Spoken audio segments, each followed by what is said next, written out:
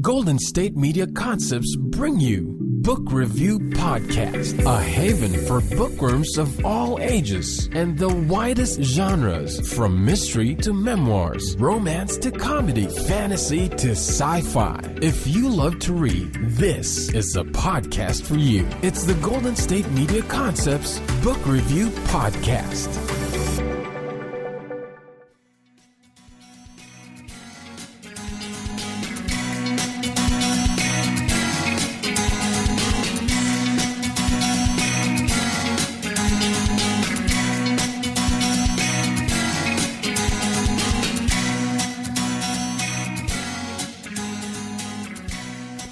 Hello and welcome to the GSMC Book Review Podcast, brought to you by the GSMC Podcast Network. I am your host, Sarah, and I am happy to be with you again on a Tuesday for another interview.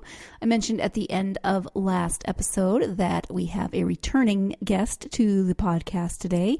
That is author Cynthia Diamond. She was on a while back to talk about the fourth book in her Wyrd Love series, and today she joins us to talk about the fifth book in that same series.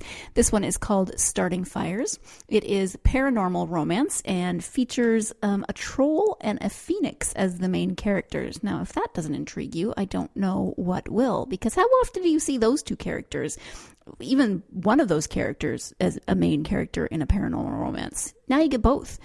Let me go ahead and give you the description of the book. Bill the Skinner is only one bounty away from his freedom. He just has to catch Kindle, a fiery phoenix, to escape the slaver's whip. But Kindle's blazing confidence and sensual air ignites an inferno inside him, leaving Bill not only chasing her, but desiring her as well. Now the troll wants to claim her as his own, if only it wasn't at the cost of his life. For 30 years, Kindle has run from the werewolf, who put a price on her head. Now, the best bounty hunter in the Wyrd has come for her, and it will take more than a seductive smile and flirty wiggle to elude him. Bill's tenacity is unrelenting, and his heated kisses are even more powerful. But if she gives in to him, an eternity of pain from the hands of her worst nightmare awaits her.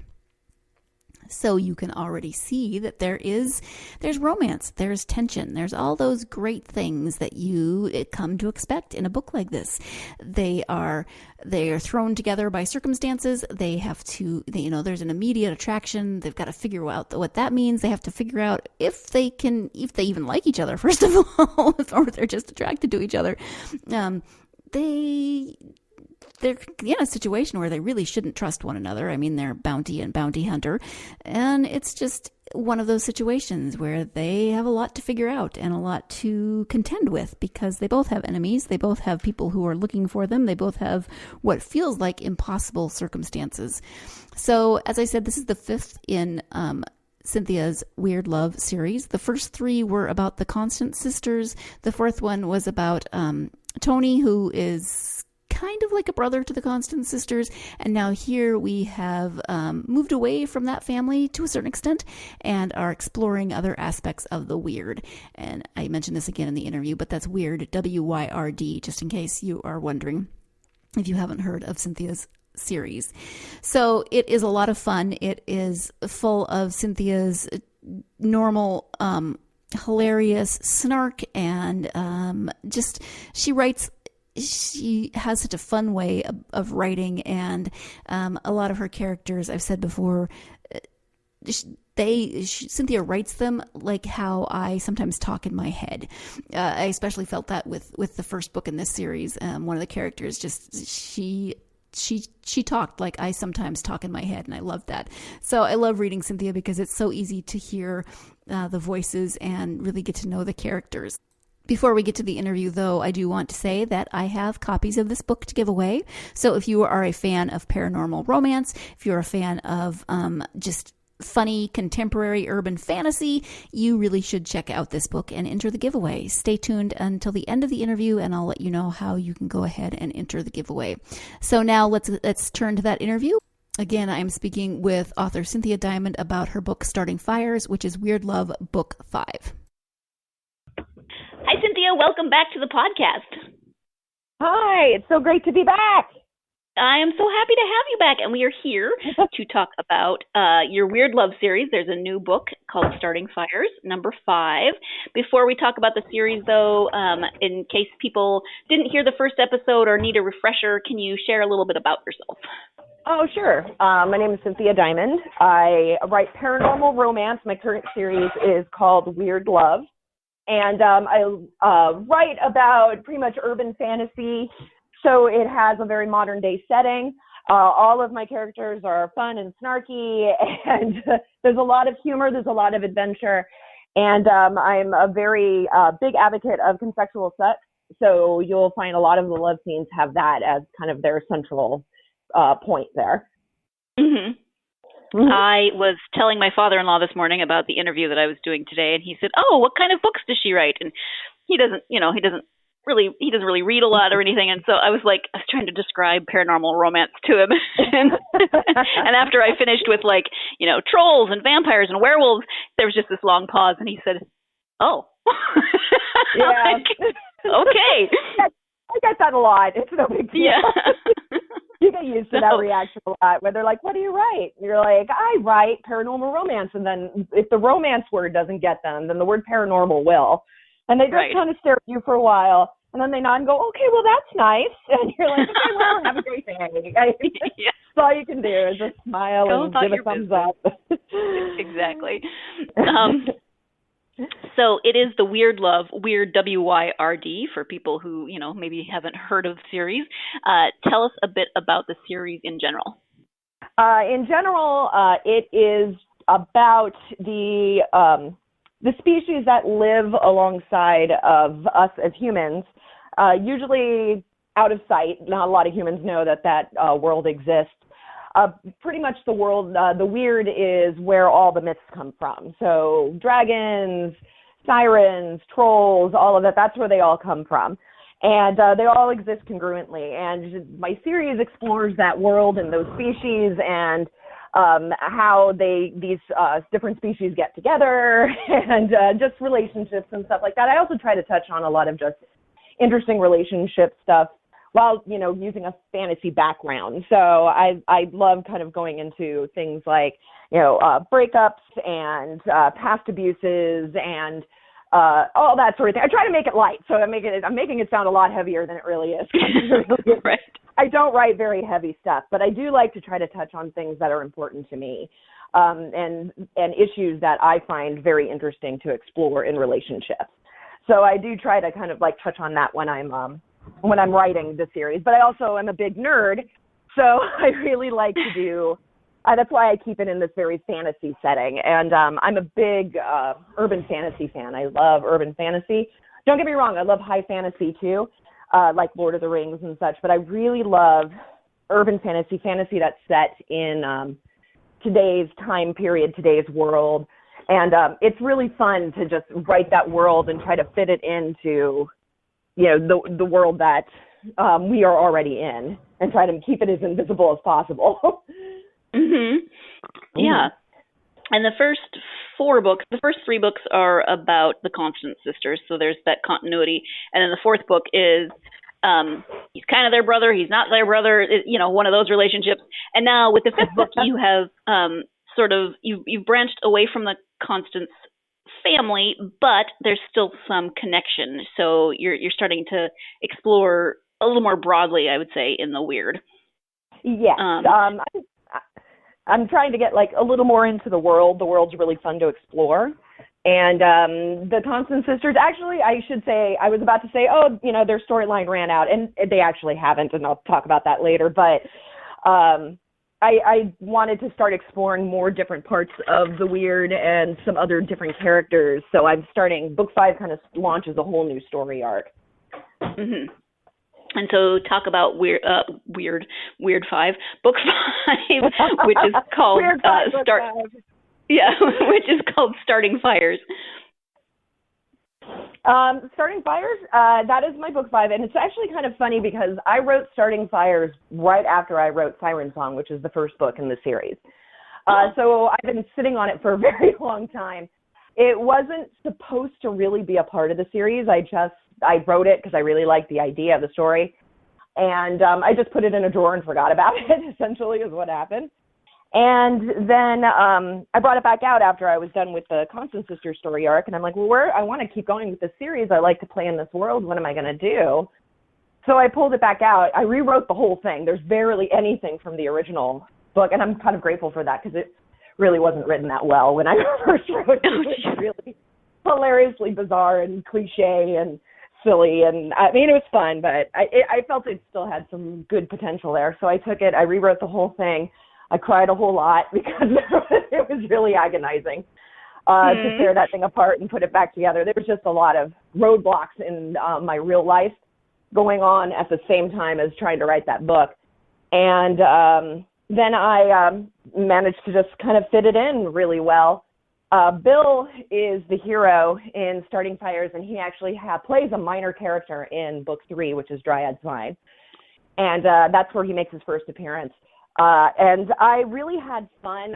Bill's a troll. And being an avid reader of paranormal romance, there's not a lot of trolls in that genre, I will say that. It's not a go-to genre. It's very much like dragons and werewolves and vampires, and I just like the idea that he was a troll. And he's more of and if you want to get really like super nerdy, I made my trolls more like orcs, if anyone's ever into Lord of the Rings and all of that. So they're not quite, short, roly-poly guy under a bridge eating goats. They're much more like... They're not as creepy as orcs either. Let's just get that out there. I mean, I would not as creepy. Because I don't think I'd want to read a romance where the main character was an orc. I'd be like, yeah. Yeah, they're definitely not as creepy. I kind of made them their own entity is what I tried to do. But it was really fun to create that world. I had a lot of fun. I don't know how successfully, I tried to dip a little bit into like Icelandic and Norse kind of feel for them. So their native tongue is Icelandic. And they are all origined over in like those lands, the very Nordic lands. And he's a very Nordic type of guy, but he doesn't really look Nordic because trolls are green. So I wanted to make them have, more like that olive green kind of skin tones and dark hair and that sort of thing instead of going, blonde hair, blue eyed type of look. And, and so that was really fun to dig into. And Kindle, who is my heroine, is a complete, 180 from all the women I've ever written. I feel she has. She was a lot of fun. I just wanted to give it, because Bill is a very serious character. He's very my way or the highway, angry, serious, doesn't, take anyone's crap type of character, and I needed to foil him with someone who was the complete opposite. So I made Kindle, who is a phoenix, and that was another species that was really fun to explore and figure out. And she's the one of the characters who I've kind of told, I kind of mention them in the book. I call them the fearsome threesome, which are the 3 girls that she's friends with, who the next few books will be kind of centering around, including Raina, who actually is one of the reoccurring characters in the series, who just keeps coming back and keeps coming back. She's my vampire seneschal. And she is eventually going to get a story. So these 2 guys are just pretty much kicking off the whole new story arc. And I'm really excited to be exploring, the werewolf. I'm going more into the werewolf community as we're going to figure out how their society works. You find out more about the trolls. You finally get to find out about the witches that I've been kind of mentioning throughout the whole series, but never really introducing, but they exist, and how they're different from mages. And I'm really excited to just kind of expand on this universe. And Starting Fires is very different from my other books simply because I really focused on the romance in this one. This one is definitely a much more intimate story. It definitely focuses on the 2 characters, Bill and Kindle, and their relationships and their issues. And while my other characters, my other books, do center around the relationship, there's always this very large, huge problem that they're kind of thrust into. And in this one, I wanted it to be a little more of a personal story, a little more romantic, a little more, I hate to say tropey, but it is a little more of a tropey story. We are actually going to talk more about tropes, especially the trope of fated mates. But first, we do have to take our first break of the podcast. So stay tuned. You're listening to the GSMC Book Review Podcast, and I will be right back. Want to know the latest and hottest music hitting the airwaves? Don't be left out. Listen to the Golden State Media Concepts Music Podcast. Keith keeps you on the loop with everything you need to know from pop, rock, hip-hop, and the top 40. And we'll throw in news of your favorite artists, concert and tour dates, and so much more. Listen no further, because this is the gold standard in music podcast.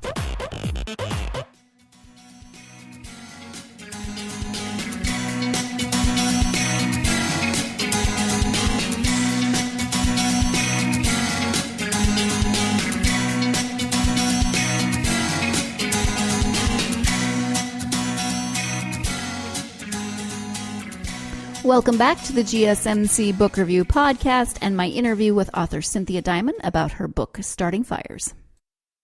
Actually, speaking of tropes, you have a great knack for taking kind of traditional romance tropes and turning them on their head a bit. And you do that You do that with this book. So fantasy books often have that concept of a fated mate, and with your focus on consensual sex, that can make it a little more tricky, maybe, because when some readers hear fated mate, they think, okay, so the man sees the woman, that's it, she's going to be his, and whatever, it doesn't matter what she has to say. In this one, there's actually several layers of the fated mate, but the first one is that Kendall realizes early on that Bill is her fated mate. So talk a little bit about your decision to do that and just that whole trope in general. Well, I actually really love that trope, being a paranormal romance junkie. I think it's kind of fun. I think my favorite writer who actually does that whole concept is Kresley Cole, and I love her work. She's really fun. She's one of those great paranormal romance writers who makes the females just as strong as the males. And she uses the concept of fated mates a lot, and she does it beautifully. Most of the time, though, it's usually the men are the ones who are fated to a woman, and the woman's like, well, I could do what I please, type of thing. So I don't see very often the concept being switched around where it's the woman who's like, well, I have this mate, and, And I also wanted to throw in a complication there, because in the book, Bill is a bounty hunter. Bill is hunting down Kendall to take back to this horrible werewolf gentleman. I use that term loosely, gentleman. And he has to hunt her down. He hunts her down. He finds her, and that's when Kendall realizes, oh, my God, this is my fated mate, and he is going to take me back to my worst enemy. This sucks. And so it was one way to throw another monkey wrench into the plan, because it was just kind of a fun little complication there where it's like, I want to run for my life, but I also have this instinct that I need to be with this guy. And so that was really a fun one to do. And it was also fun because it made Kendall a little more of an aggressive character when it comes to sexuality. And she's already a very sexual character. She's very aggressive in this very flirty way. She's not... Because I have also Valerie, who is a very aggressively sexual character in my second book, Valkyrie Spear. And she was a little different personality-wise. She was very blatant, crass, funny, and I wanted Kendall to have that same kind of feel, but I wanted her to be a little more cutesy and flirty. She is she has this rockabilly pinup girl motif about her. She wears her hair in victory rolls. She loves to wear heels and bright lipstick. And I wanted her to have that same feel, but I wanted her to be a little more, I guess vintage is a good word for it. I wanted her to be a little more softer, I guess is a good, than Valerie, who is just a very take what she wants, and I don't care what you think.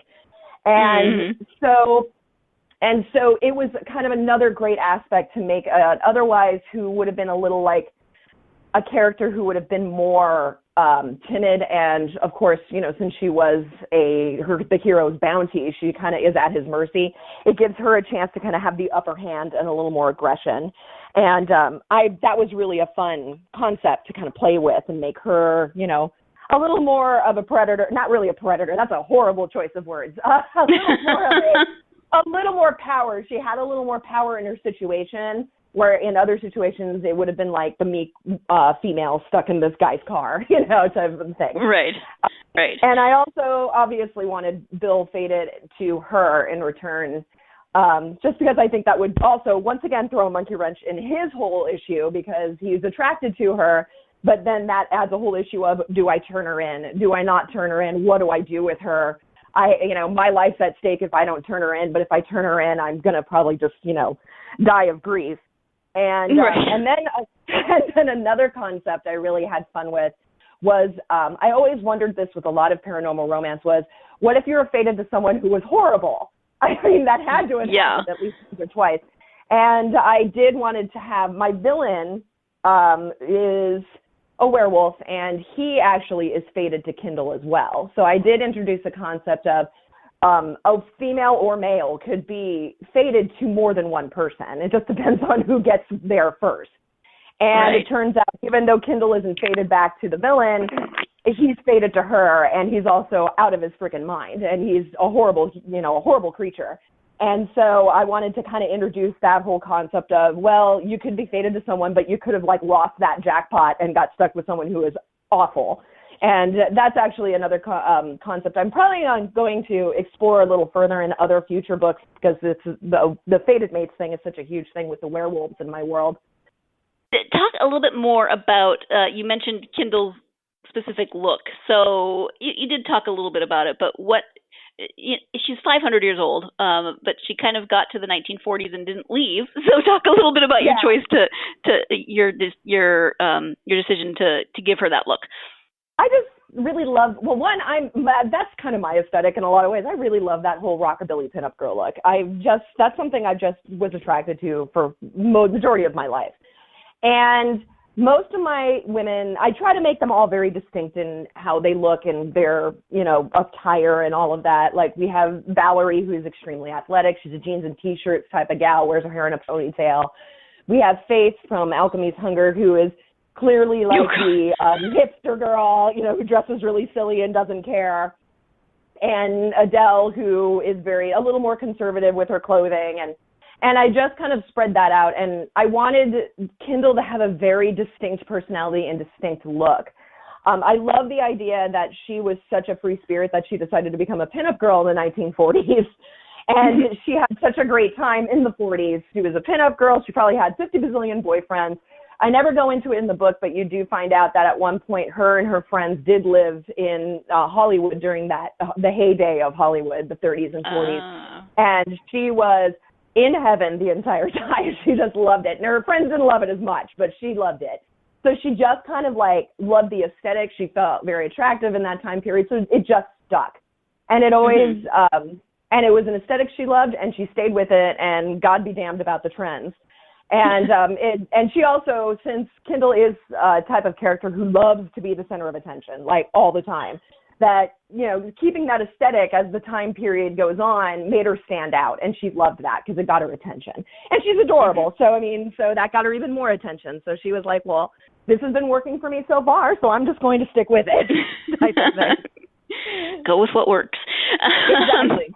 That's exactly it right there. So Bill and Kindle are the main characters, and you've spoken about them. But there's actually kind of a third main character in the book, in Beast. So talk about Beast. All right. So I wish I could take full credit for Beast, but I can't. I actually have a very good friend of mine named Doug Chansant. He's been an old friend of mine for years. We were role-playing friends for years. We did a lot of internet, on-screen, text-based RPGs, that sort of thing. And we're still friends to this day. And he actually helped me develop the concept of Bill and Beast. He was a big help. Bill was kind of a character he created a long time ago, and I found him really interesting. So when I was starting Fires and writing it, I said, I really love this concept. Do you mind if I use this character? And he was like, go for it. I don't mind. This is awesome. So he actually had a sentient car, but it was a little less, I give Beast a little more oomph, I think. But Beast was this sentient car. And at first, I really had fun with the idea of Bill being the lone cowboy and Beast is his horse, essentially, when you get right down to it. That's kind of the concept I was playing with. And I wanted Beast to be just this, like, the trusted, loyal pet, eventually. He's not really a pet. He's just a buddy. And just how a lot of people are so attached to their pets, their cats, their dogs, I wanted that same kind of dynamic where Bill and Beast have been together since Bill was a child. Obviously, he wasn't always a car because Bill is, hundreds of years old. And I like the concept of, I didn't want it just to be like, I brought with my magic a sentient car to life and now he's my buddy. I like the idea that they were together since he was a child and he was a completely different animal, and that their bond was so strong that Bill would do anything to make sure he lived. And that's what happened, is he had put him in the body of a car. And he was really a fun character, right? And it's funny because a lot of people really, really love Beast.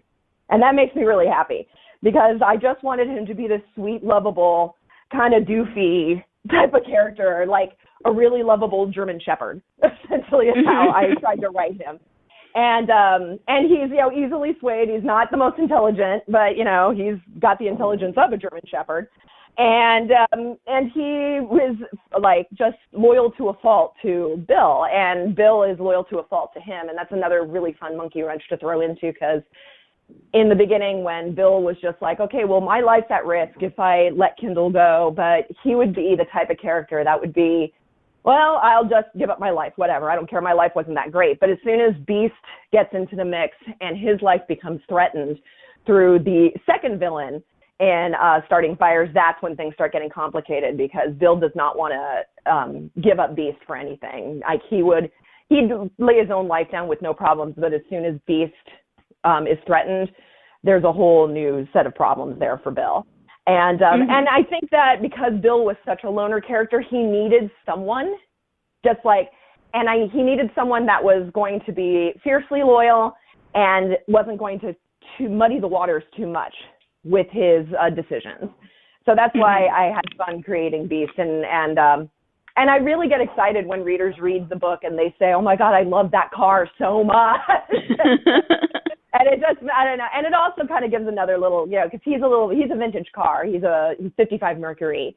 And Kindle is, stuck in the 1940s. So there's this little tiny connection of aesthetic there that I also had fun putting together. That he has, his best friend is a vintage car, and now his fated mate is this little pinup girl from the 40s. So that's kind of a fun little twist to put there. That was really subtle. Nice.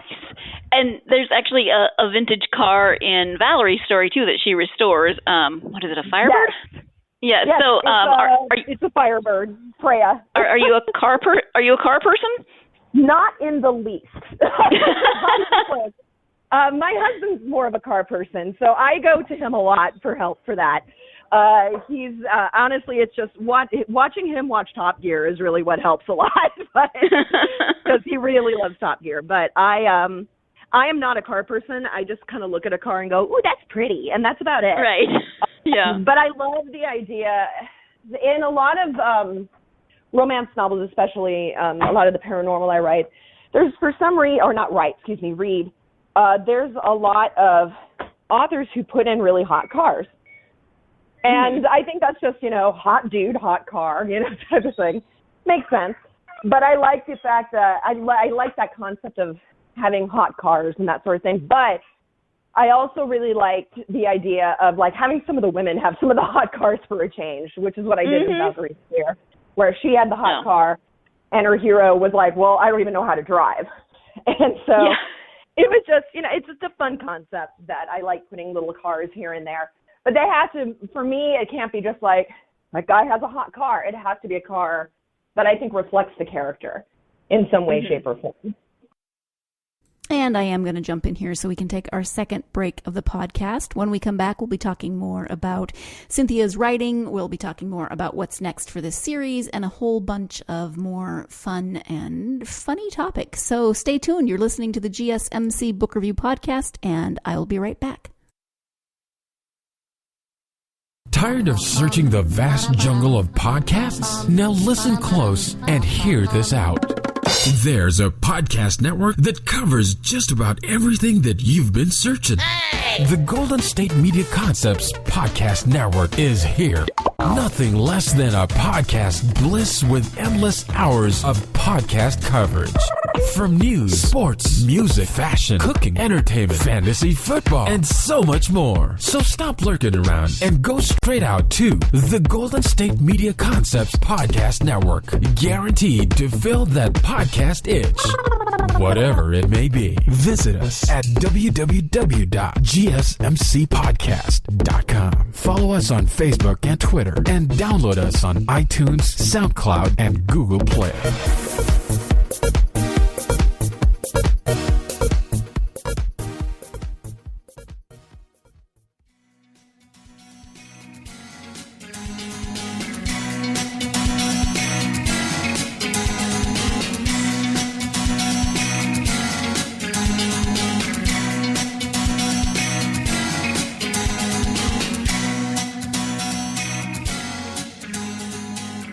Welcome back to the GSMC Book Review Podcast and the conclusion to my interview with Cynthia Diamond, author of the Wyrd Love series, of which we are mainly talking about Book 5, Starting Fires. So let's go ahead and get right back to that interview.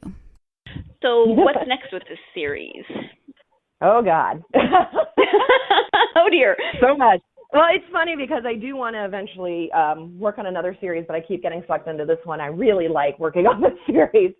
And it's also time. I work full time as well, so it's hard to like go, well, I'm going to work on 3 different series, and then it's like, well, I also have to work 8 hours a day. But it's I am continuing the series at this point. It looks like it's going to be maybe 12 books at the rate I'm going.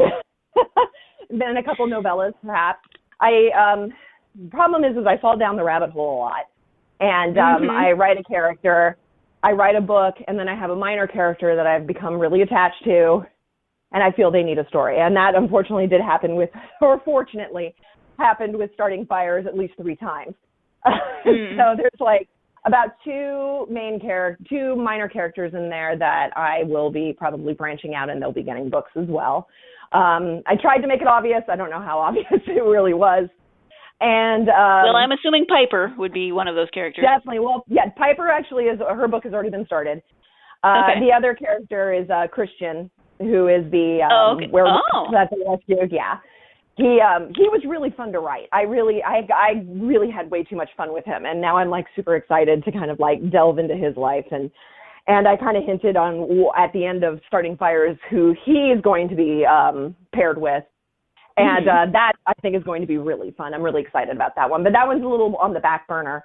So, yes, Piper's story, who is the witch that is Kindle's best friend, she is going to be having a book. But as I said earlier, and I said, oh, yeah, the Constant Sister storyline is done. It really wasn't. And the family has not been completely addressed. And I'm returning to them in Book 6 just to kind of wrap it all up. In Siren Song, there is Cousin Wendy, who is kind of a horrible B-word, I guess is a good way to say it. Yeah, she's not terribly nice. Yeah, she's not a very nice person, but I've like been batting around the idea of kind of expanding on why she was such a self-centered B-word. And I decided to just write her book. And a lot of that was encouragement from my mom, and I don't know why my mom fixated on that character so much to this day. And she was like, are you going to give Wendy a book? And I'm like, I don't think so. And she's like, oh, you should. And I was like, why? Like, I don't know. She just seems interesting. And I'm like, okay, Mom, sure. So I just batted around the idea, and I was kind of hemming and hawing, like, no, she needs to be kind of kind of a pain in the butt. She needs to just be a 2-dimensional character. But then I kept bringing her up because there were issues where there were moments where I was like, well, they could have solved this problem if they just went to Wendy. But I had to give Wendy a reason why she wasn't helping other than she's just a tremendous jerk. So I was like, and I'm like, because it didn't seem right. Like, I don't feel like Jack would have been with her as long as he did if she was as horrible as I was kind of making her out to be. And so I was like, all right, well, she disappeared. We don't know where she went. And then every time someone was like, well, why don't we go to Cousin Wendy? There would be someone going, well, we can't find her. And I'm like, well, I can't leave it hanging like that. Because it just seems like, well, what happened to Wendy? Did she fall off a cliff? What, so so I'm Shouldn't somebody be looking for her? Nobody's looking for her? What's going on?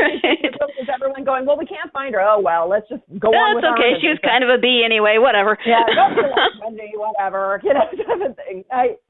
It didn't seem right. So I went back and kind of like poked it a little bit and poked the idea of why the heck did I make Wendy disappear for so long? And it just like, I kept coming up with more ideas. And now I decided, yeah, you know what? I got enough ideas that I need to write this. It's too much fun of an idea. So we get why Wendy disappears for 3 books, and why she, where she went. And I'm actually really excited. I already started it. I'm about like 6 chapters in writing the book right now. And it runs about just the same way that Dryad's Vine and Alchemy's Hunger run congruent timeline-wise. This book pretty much runs congruent with Siren Song. So while the first book, Siren Song, is going on and Jack and Adele meet and Jack and Adele fall in love, you see all the craziness that Wendy has been dealing with while that drama has been happening, and why she makes the decisions she makes. And it's actually been really fun. And I'm not trying to make her like a redeemable, like she's just been this misunderstood person. No, she's a bee. She always will be a bee. Just like Tony is a jerk and will always be a jerk. But I really wanted to make a story where it's like why she wasn't just a mustache twirling villain. She was like, she had made the decisions because of A, B, and C. So you discover like why she like spelled half the town to be in love with her, and like why she, was with Jack for as long as she did, and then just literally just jumped ship. And you find out, which I'm really excited to tell, is the actual relationship between her and her, and I'm putting this in quote, vampire boyfriend, Stephen, who is not the hero of her book. But you do find out what their true relationship is. And I'm really excited about that one because Stephen has been really fun to like write, and you realize what his true personality is, because he was in that first book essentially just a Ken doll. He was like no expression, just stood there, nothing. And you find out why he was like that and what was going on and actually who Stephen truly really was. And he's been a lot of fun to write. And, of course, I'm falling down the rabbit hole going, oh, now I want to write Stephen's book. But, yes, you'll never escape. I'm never escaping the series. It's going to go on forever because of plot bunnies, and it's horrible. I have to stop. I need to slow down. But, yeah, so Stephen is you find out what Stephen is. And Wendy's been really fun and intriguing to write and really fun to kind of, like, go into her decisions. So that's actually going to be book 6, so I can wrap up the whole Constance family completely with her book. And then I'll be returning to the Kindle storyline that I started in book 5. And you find out about Piper and Keegan, who is another werewolf that is introduced in Starting Fires. He actually is also introduced in Dryad's Vine. A lot of the characters in Starting Fires were introduced in book 3, which is Dryad's Vine. And so you get to see Keegan and his crazy brother Kenan, and you get to see how their big giant wolf pack works and how their society works. And Piper's a really fun character to explore. She's going to be a lot of fun. It's like my first witch, and she also has a really grumpy familiar named Salem, who is her cat. And so we're throwing a cat in the mix too, which is going to be a lot of fun. And and that one is going to kind of run in congruent also as well with Starting Fires, and then take place a little after. So Starting Fires is kind of like the middle of Piper's book. And I'm really excited to show like all these strange things that have been like twisting the two stories together. So you can kind of see how the villains relate to each other and how the wolf packs relate to each other.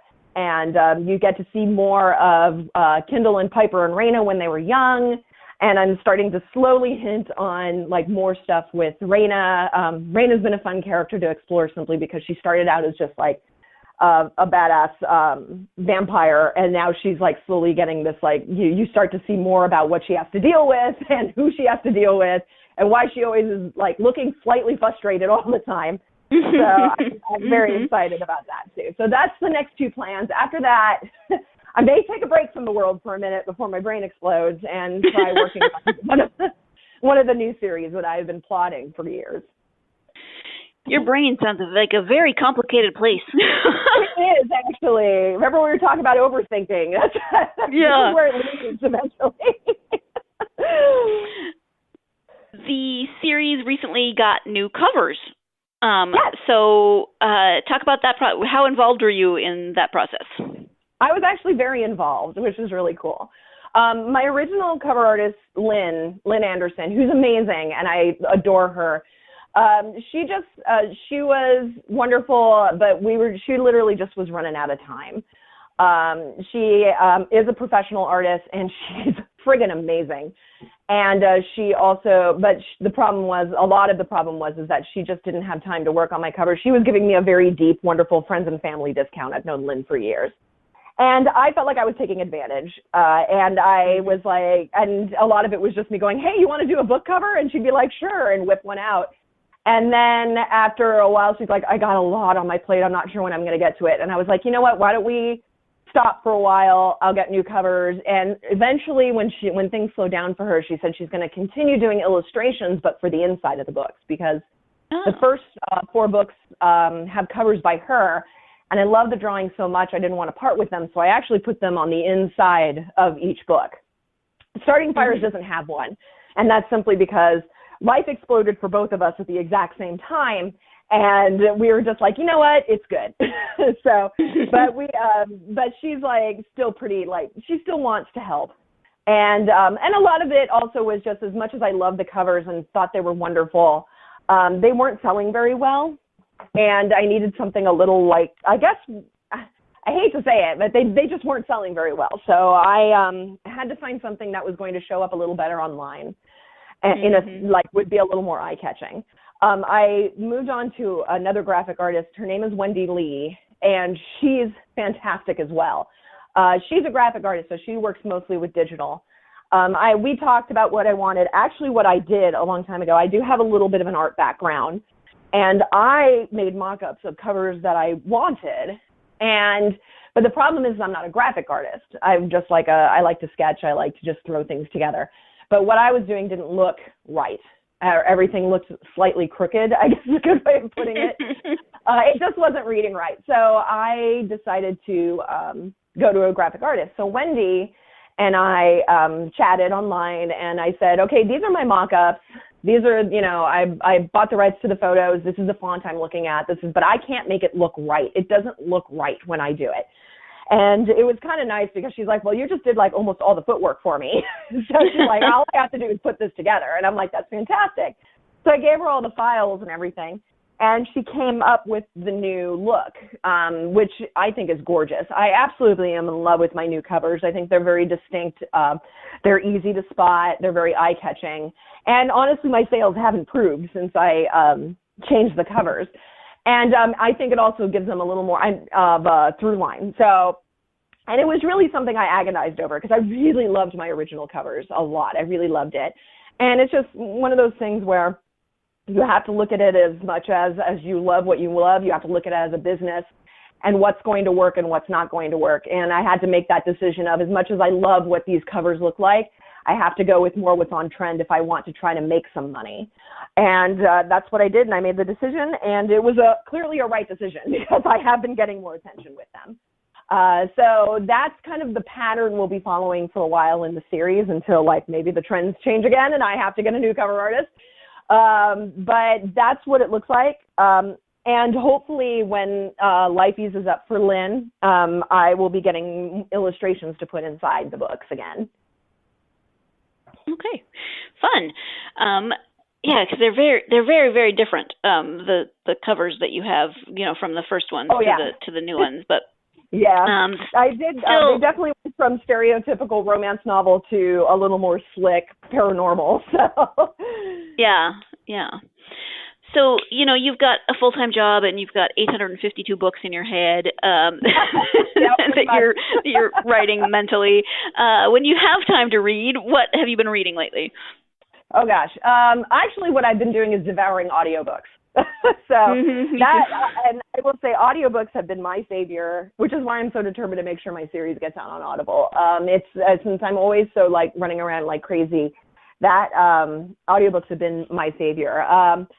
I have one of my favorite authors right now is a lovely lady who I became friends with named L.A. Witt, and she writes, which I think is wonderful, is gay, lesbian, trans, and bi romances. She mostly writes contemporary, which I usually don't read, but I will read her stuff in a heartbeat. And I picked up one of her random books, and the reason I picked up one of her random books is we share a narrator. So Michael Fioriolo does Wyrd Love, and he also does a lot of Lori's books. And I found that's how I found her, was I was looking up other stuff that Michael did, and I went, oh, what's this book? And I bought it, fell in love with the book. It was fantastic.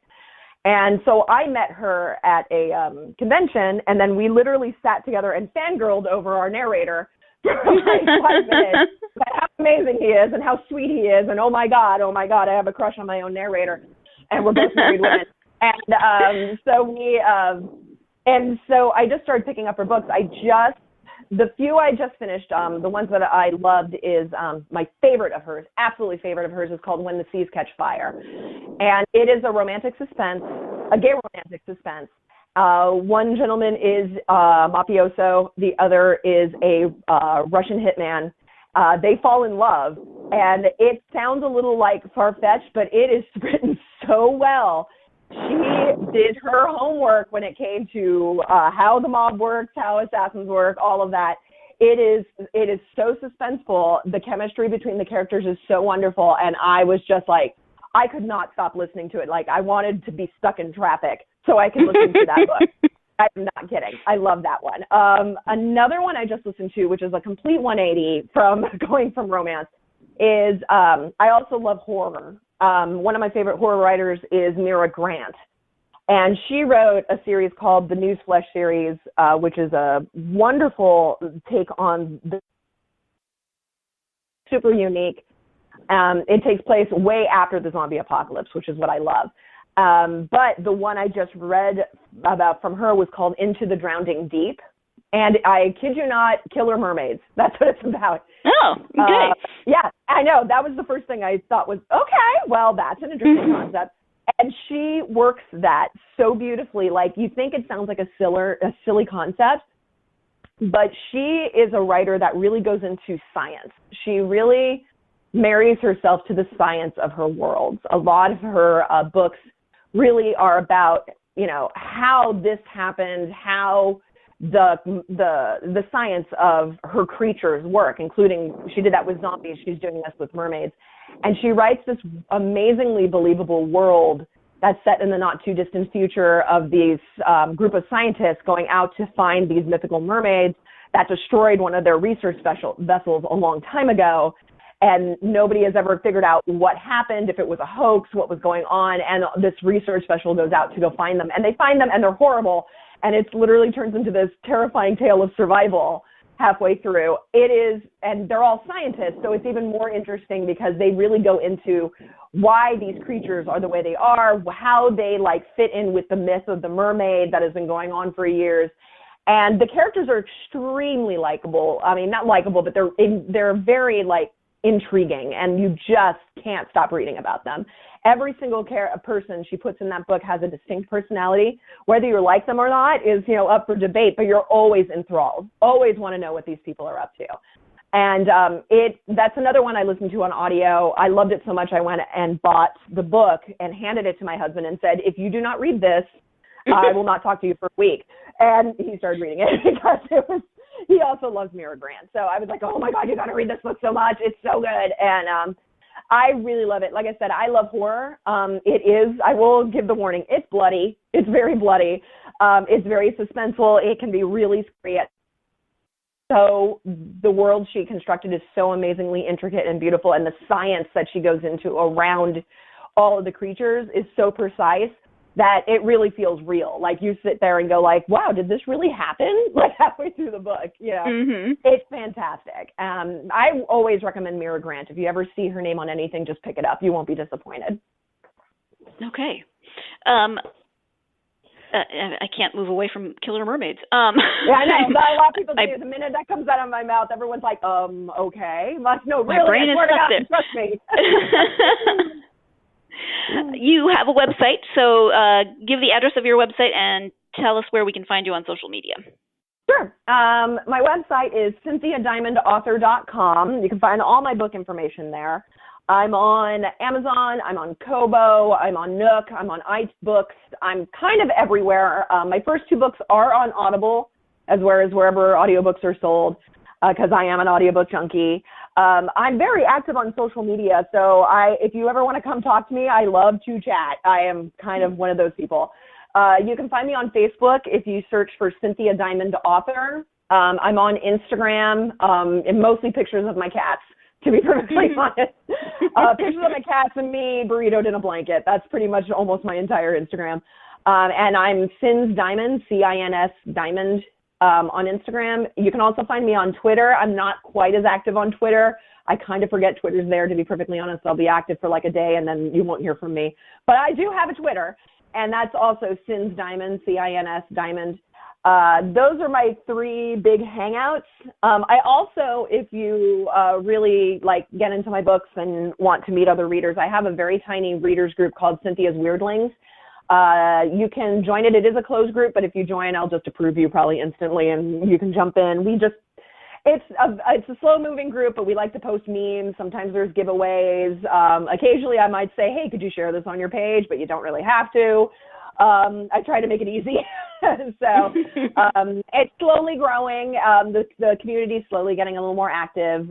So if you've read my stuff and you're really into it, it's a really great place to like come and chat with not just me, but with other readers. They're a little shy, a lot of my readers, but they're all amazing human beings. And so they're fun to like, you know, get talking. Once you get them talking, they'll start talking. Yep. You posted a post in that group last week about posting your pets, and that was a lot of fun because everybody loves their little fur babies. Everyone gets really excited, and they're like, look at my pets, and I love looking at pets. So if you just post a picture, hey, this is my cat, I will probably go ballistic. I'm not kidding. Yes. Well, we have talked about quite a lot of different topics, but is there anything that we haven't covered in this interview that you would like for people to know? No, I think we covered just about everything, actually. Okay. I tend to babble a lot, so there you go. I probably touched on anything that you may have thought, you know. Excellent. Well, thank you so much for taking time out of your weekend to talk to me. I really appreciate it. Oh, well, thank you for having me. It's always a pleasure. I had such a fun time last time, and thank you for having me back. Oh, I loved it. It was wonderful. And the new book is Starting Fires. It is out, so people can find it, and we will have you back for the next book, and the book after that. Have me back. There's so many. Until your listeners get really bored of me, I will be happy to keep coming back. Excellent. Thank you so much. Thank you. Thank you once again to my guest, Cynthia Diamond. I love when Cynthia comes on the podcast. She makes me laugh, and she's so much fun to talk to. So I really enjoy her, and I'm very glad that she is willing to keep coming back. And I hope she continues to do so with her upcoming books. If you are interested in starting fires, and if you have any love of romance or fantasy or both, then you should be interested in it. Then you do have a chance to win a copy of the book. Very easy. All you have to do is go to Facebook, Twitter, or Instagram, our social media page. I guess I should specify not just any Facebook, Twitter, or Instagram, but the GSMC Book Review, Facebook, Twitter, or Instagram. And comment on the post, interview 144, episode 144, interview with Cynthia Diamond, and just comment on that post. Like I said, it's that easy.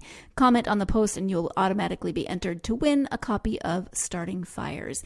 And don't worry if you haven't read the first 4. I have read them in completely weird order because of the interview I did with her. The first interview, I started with book 4, then I read 1 and 2. jumped ahead to 5 and I still have to jump back and read 3. You can absolutely start anywhere. There are things that tie together, but you can read them as standalone novels. So if you're interested in starting fires, do go to GSMC Book Review Podcast, Facebook, Twitter, or Instagram and comment on this post. Thank you once again to Cynthia. Thank you, as always, to my listeners. You are wonderful. I know you're wonderful because you're book people, so you have to be wonderful. I hope you're having a great week, and join me again on Thursday when I think we'll be maybe taking a little trip to Ireland. I'm going to stay in the studio, sadly. It won't be a real trip to Ireland, but that's the joy of books. So join me on Thursday, but in the meantime, go out there and get yourself lost in a good book. Thanks. You've been listening to the Golden State Media Concepts Book Review Podcast, part of the Golden State Media Concepts Podcast Network. You can find this show and others like it at www.gsmcpodcast.com. Download our podcast on iTunes, Stitcher, SoundCloud, and Google Play. Just type in GSMC to find all the shows from the Golden State Media Concepts Podcast Network, from movies to music, from sports to entertainment, and even weird news. You can also follow us on Twitter and on Facebook. Thank you, and we hope you have enjoyed today's program.